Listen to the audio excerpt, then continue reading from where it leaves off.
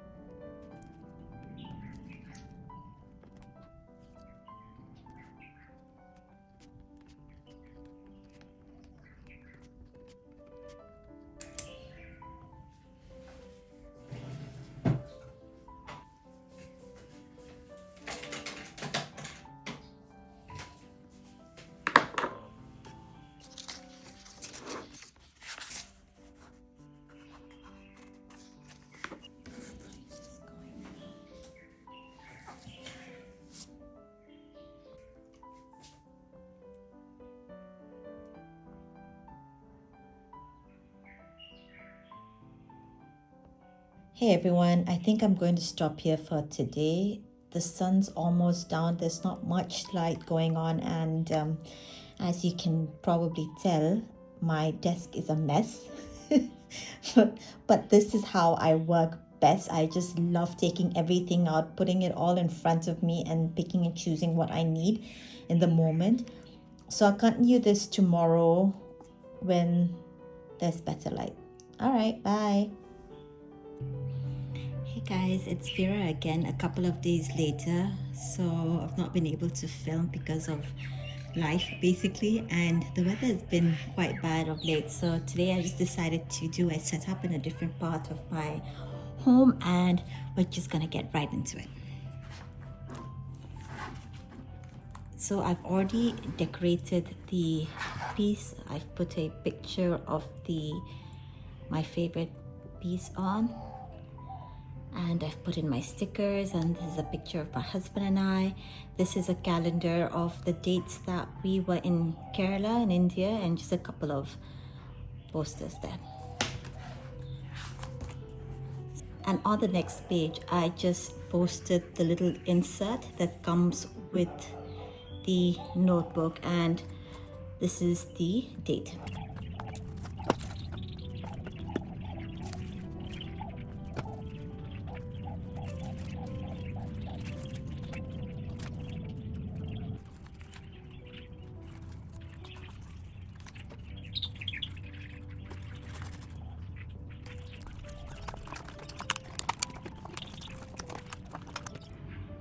So I finally cut up all of the pictures. I have segregated them by date, and I've spread them before me so that I know what I want to put into my journal. And by looking at these photos, it also helps me invoke certain memories or certain feelings I had when I did a particular activity. So I find this, for me, very, very useful.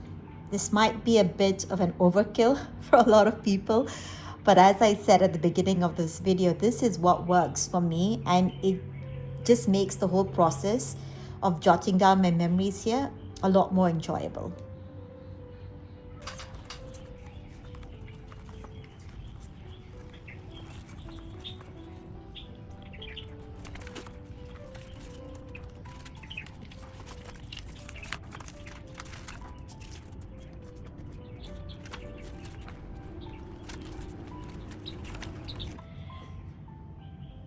Now, normally I don't print out these many pictures to stick into my travel journal. The reason I went a little too overboard this time is because I hardly have any ephemera to go with this trip. Not many places actually issue ticket stubs or tickets such as these. Oops, let me show this. This is from the Kathakali Dance Center. A lot of times in Kerala, they just issued us a credit card receipt, and not only are they not really the best thing to stick onto a journal, but because they're printed on thermal paper, the ink starts to fade.